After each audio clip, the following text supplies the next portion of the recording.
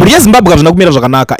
Ndatouya nebad news izve so akomanaka zvinhu zvekuti zvinosiririsa zvinhu zvinenge zvichiitika nezuro. Ndanga ndiri panapa ndichitaura ndichikuonesa ndichiti zvaakutaurwa nemagenerals hazvichafadzi pakutanga kuti hanzi muri yeZimbabwe stay calm, musanyanya kuti papressure, hatidi kubika mbodza chinchi. Ndakati zvinokwadzisa vamwe vacho because kubva pakatanga kuitika nyaya idzodzidzi munhu akatanga nenyaya yefight yekuda kuchallengeana nyaya dzeCAP 3 idzodzidzi it was Mdarageza, ende akusisina chinonzi Mdarageza akafa, and the likes of Anasarwaka vakambobudawo vakagadzirawo Zim revolution yavo vaida kumhanya nayo vakazongosanganawo futi nekufa. Iko zvinezvi tine one day mushure mekunge shasha dzadzoka dzakubvunzwa kuti ko mimi maakuita sei zvanzi mambo anongobuda achingoita zvaari kuita. Ndiri kutambira bad news muri yeZimbabwe parikunzi retired senior military officer Brigadier General Donald Silundi Chuma has died at the age of 71.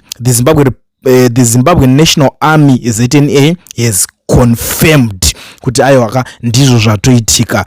General vatisiya so far vauraya it's not yet confirmed. Havasati vataura kuti chii chanyatsouraya mukuru wavo, but chekutanga shoko ratombomhanya kutikika ndekuti vashaya vatotisiya. Zvinhu zvinosiririsa, zvinhu zvinorwadza kuti unongonzwa kuti magenerals acho amunenge muchitemba, because chinhu kunyaotemba vana veZimbabwe izvi kuti aiwa magenerals mimika pa 2017 we made a deal, takaonesana dhiri rikafamba zvakanaka. Nditi saka vanhu vanonga vachitarisirwa kuti magenerals iwaya vanofanirwa kuuyawo vakuita sei, vakuita dhiri, especially ndo vanhu vekuti vari kudziya musoro, vari kutaura zvakadai so havisi right, papa takambodai so maakutijairira zvakadai so hazvisi kufamba mushe. But pakaipa because ndichada kukunzwisa, I know kuti a lot of people have been asking kuti komanda wemweya vari kuita sei, chii chiri kuzoitika. Ndoda kuti ndikusanganise izvi zvakare nhasi nakomanda wemweya nekuti kune nyaya dzakawanda dziri kuitika kadze kuti uyo adzoka akati mambo audzirwe zvekuita, kana achinge aningirina anongobuda achingoshanya achiita zvaanenge achida nelife yake.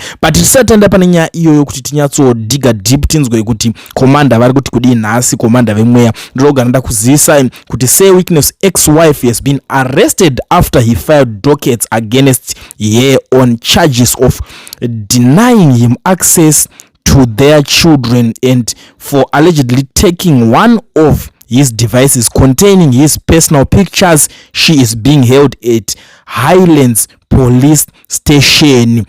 Sonja wapinda panguva yakaoma vedwe akonzati uchitamba nevanhu ava, but inini I doubt them these guys. Zvekutodaro pokuti iwo ukaona munhu achikwanisa kutombosungisa mudzimai wake chaiye iwe kwati mo iwewe zvako ukuti unongori munhu achikwanisa kusungisa mudzimai wake chaiye watita naye vana imi muri kuti chikwe mimi. It's not that easy vedwe, hazvisi zvinhu zvinotambirika. Zvigananda zvinenge zvitone moyo wakaomawo futi pazvinhu zvese zvingaitika muupenyu usazofenyu makasungisa madzimai. Unofanira kugara une control kayo, unofanira kuziva kuti how to control madzimai acho iwaya. Kana vakutotadza kucontrol zvekuti wangoti ndakutanga kusungisa, it's not that good. Zvinoratidza kuti unenge kakawiki kaunako, because muchikadzi uchitaura naye unofanira anotofanira kungokuteerera just like that. But ukangoona nyaya yako yese uchingomhanyira ungoti munhu mukati, it's not that easy. Sorry zvenyu ndanda kutopedza nguva ndisati ndakunzwisa ikomanda wemweya tinzwe kuti nhasi vari kuti kudii, ende toda kunzwa kuti how are they planning to take over. Because nyaya iripo ndekuti vanhu vari kuda someone are ready to take over. Saka tonzwa kuti vari kurongei pakuda kuita take over kwacho nekuti isi ndo zvatinongoda kanyaya tikangonzwa ngoti hanzi auda kubviswa mangwana, nhasi tobva tamhanya, tobva tatoita kupepuka chero kana takatakotsira hope dzacho dzinobva dzatopera. Saka ngatibva tangonzwawo tese kuti zviri kufamba sei. Ndakati handidi kuramba ndichipamha zvinhu izvi ini komanda wemweya, komanda webako. Ndakati takasunga, kana ndichiti takasonga ndikureva masoja angu, masoja eZimbabwe. Ndakuzai kudhara kuti zvese zvana CAP 3 zvese zisipiwa rubbish, ng'ombe musango. Hamudi kunzwa. Ndakati inini munhu angagwa ambopi nyika yese iri musilver plate, hamudi kunzwa.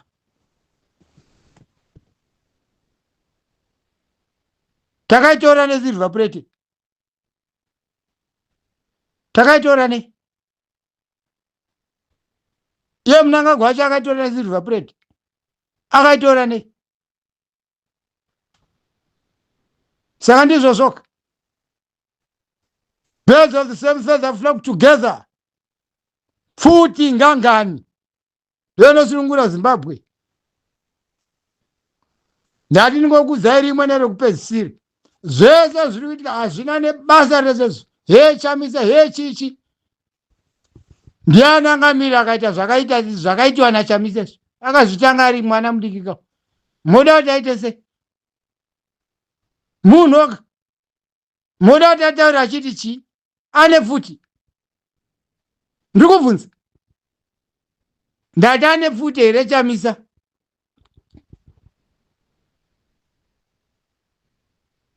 Taurai naChiwenga, ndiye ane futi apa. Birds of the same feathers flock together. Zvana Chamisa tozozviona izvo afterwards man. Futi first. Kozo nhasi topic yakati mangwana topic yakati zvigotipei. Zvingatisunungurira Zimbabwe izvozvo. Imi ngwarai mhana zukura mbuya neanda. Ndini Dr. D. Wewe mchiti kwesira te mzina nebasa resepo. Iyo masoja aripo. Masoja angu ndakakuudzai kuti ndiri kuda kuti zvinhu tizviite chopu chopu. Weza mangwanani, weza masikati, weza pakati peusiku, chopu chopu. Ndo zvandiri kuda ini. Dzimwe nhoroondo dzese dzamuri kutaura idzi mungatambambaira imi miseta izvi. Ndikubvunza, hazviiti izvo. Zvese zviri kutaurwa zvekupedza nguva. Imbosiyanai naChamisa uyu. Aita sei? 16 million yese muda kuti Chamisa. Ima hamuna muromo, hamuna brain pamuri ipapo. Iye hasi munhu semi ipapo, hasi mwana akazvarwawo, hasi muzukuru wasekuru nambuya. Ndiri kubvunzai, moda kuti aite sei? Kungobuda chako kutaura zvaanoita izvozvo. It's not easy. Nechihurumende chaMnangagwa. Moti akapusa. He nyararirei, ko imi muchitaura ega hamuna miromo. Zvingani zvaataura? Akanyarara anyararire, chitaurai woga, akupai woga chanzi chitaurai. He Chamisa what for? Pusha Chiwenga, ndo vane futi ava, not Chamisa.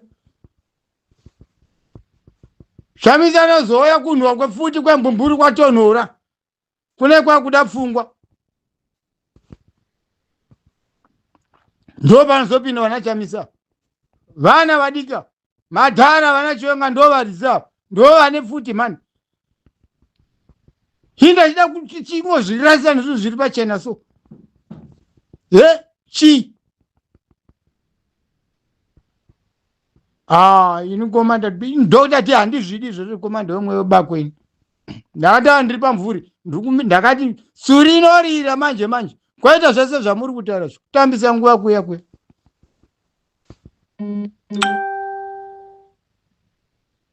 Murundizisa. Handiri kuzwa he Chamisa, wadini Chamisa? Bureka mutaure woga mimi. Sezvoita Chamisa. Kana nyarara ka mimi simuzirai. Aita mhosva ye. Anozviziva kuti ari pamupata weJeriko. Moti Benzi.